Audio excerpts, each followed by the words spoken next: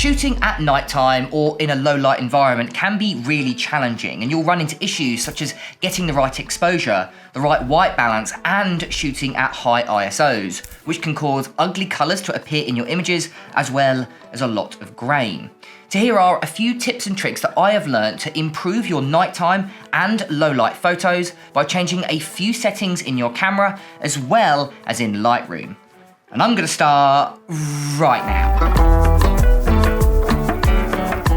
Now my first tip is to try and get your exposure right in camera and never underexpose your low light or nighttime photos because you'll definitely regret it in post-production. You see, if you do underexpose your image and then try and bring up the exposure in post, you'll find that there's a lot more grain in your images than if you correctly exposed your photo, even though you've actually shot at a lower ISO. To show you this, here are 3 photos. One photo is one stop underexposed, one photo is correctly exposed, and the other photo is overexposed by 1 stop. And here is the relevant camera information. All I've done is I've changed the ISOs for each 3 of the photos. So now what I'll do is I'll correctly expose them in post by bringing up the information in the dark photo and bringing down the information in the bright photo. And you can actually see everything now kind of looks backwards. There's a lot more grain in the photo that was underexposed versus overexposed, even though I shot at a lower ISO. So if you are shooting in a low light environment, don't think, oh, what I'll do is I'll just shoot under to get slightly faster shutter speed, because you'll definitely regret it in post by applying a lot more grain, which will end up softening your photo. Another thing you can do is choosing the right lens. Now, you might not be able to change your lighting environment, but you will be able to change your lens, and I'd recommend a bright aperture lens. Now, most zoom lenses will stop at around f2.8, even the really expensive ones. But if you get yourself a prime lens, they can go all the way down to f1.2. Now, a few years ago, f1.2 lenses were very expensive, like the RF 85mm f1.2 and the RF 50mm f1.2. Both of those lenses are well over £2,000.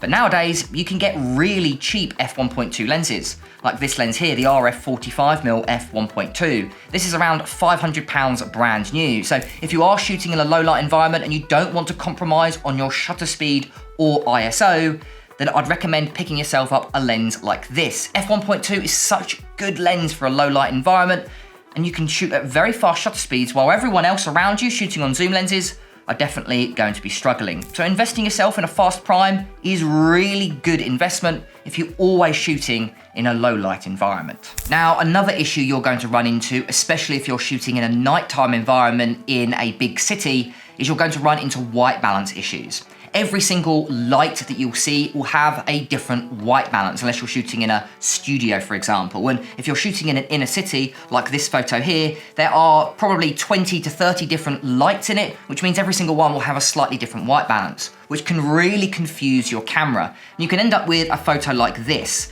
where it just doesn't look quite right. Now, I've tried to change the white balance as best as I can, but it still doesn't look right. I've tried to match it with a few light sources, and it just doesn't seem to work. So if you are shooting in a nighttime environment, I'd recommend choosing a nice, cool white balance. This will really help adding in a certain look to your photo. And actually, it works for most of the photos that I do when I am shooting, for example, in this photo in central London. So instead of trying going for the correct white balance by using the targeted picker tool, because you could spend hours and never quite get the right white balance, go to the white balance temperature and tint slider and simply move them around until you're happy with the result. So for example, I want to go for a nice cool theme, because again, nighttime photos, you've got that nice cool look, and I want to replicate that in my photo. It might not necessarily be quote unquote correct for the photo, but it will look the best. And arguably that's more important than finding the correct white balance, unless that's something you're really after. So for example, I might go for 3500 ISO, darkening it down or cooling it down by 1000 Kelvin.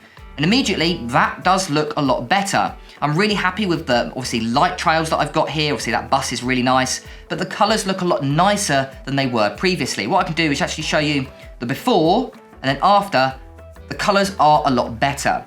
So what I would recommend doing is experimenting with your white balance. Don't necessarily go for the correct white balance. Maybe go slightly cooler than correct. You might end up with a nicer color palette in your photo. Now, if white balance didn't quite work, what you might want to do is actually target specific colors and remove them. Again, nighttime photos can introduce quite ugly colors.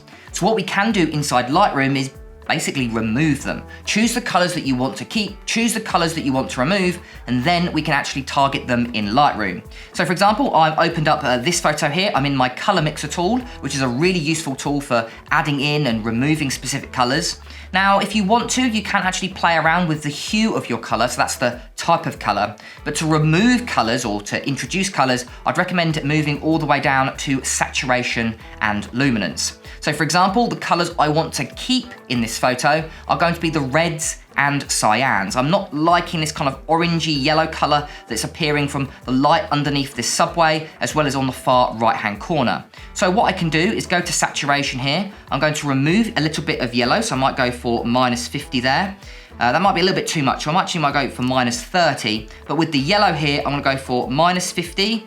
For the green as well, I'm gonna go for -50. Now I'm gonna leave aquas and blues alone, and then with purple and magenta, I'm gonna drop that down by -25, and again, -25. And immediately, that has removed that intensity that we got from the light sources that we don't want. And we can actually go a little bit further. So we can actually go to luminance, which is the brightness of those colors, and basically target the same sliders. So for example, we've got orange here. I might darken that down by -10. But then with the yellow, again, that's that underpass color. I might go, for example, for -50, really darkening that color and just subduing it within the photo, so it's not as distracting. But obviously, we don't just have to remove colors, we can also add in colors as well. So for example, with red, I might want to, for example, increase the saturation. That's actually really helped the photo. So for example, I might go for +30. And again, I almost might want to brighten it up as well by going to my luminance here and increasing it by +20. So what I recommend doing is looking at your photo, finding what colors you want to keep, what colors you want to remove, and then adding in saturation and luminance to the colors you want to keep, and basically removing saturation and luminance from the colors that you're finding distracting.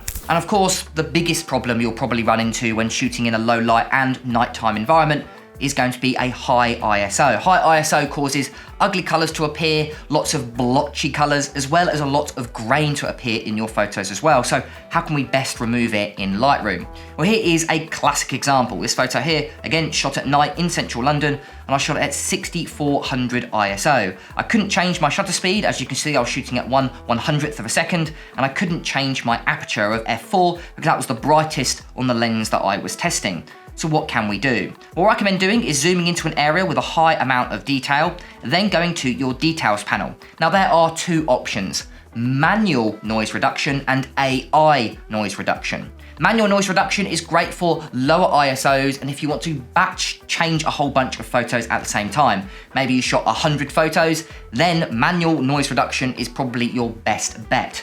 But if you're only changing 1 or 2 photos and you're shot at very high ISOs like this photo here, that's when I recommend using AI denoise, which is what I'm going to be using in today's video. Simply go ahead and click AI denoise. Lightroom will take a couple seconds to remove ISO grain. Now I find it's the best when you are applying it to very high ISO photos, but only a few, because it takes a very long time to apply it. In this case, 20 seconds, which for example, it would take 1 minute to only apply 3 photos, which means if you apply that to 1,000 photos, well, that's almost an hour. So what I personally recommend is only using AI denoise if you absolutely have to. Otherwise, manual denoise, to be honest with you, works just as well. And as you can see, immediately the colors look a lot better, especially in the sky. There's less blotchiness and there's more resolution and detail, especially in the building. We call this the walkie-talkie building in central London.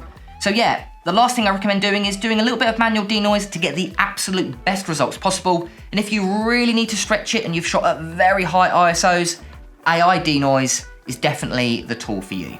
And there we go. There are a few tips and tricks on how you can improve your images when shooting in a nighttime and low light environment by changing a couple settings in your camera as well as in Lightroom.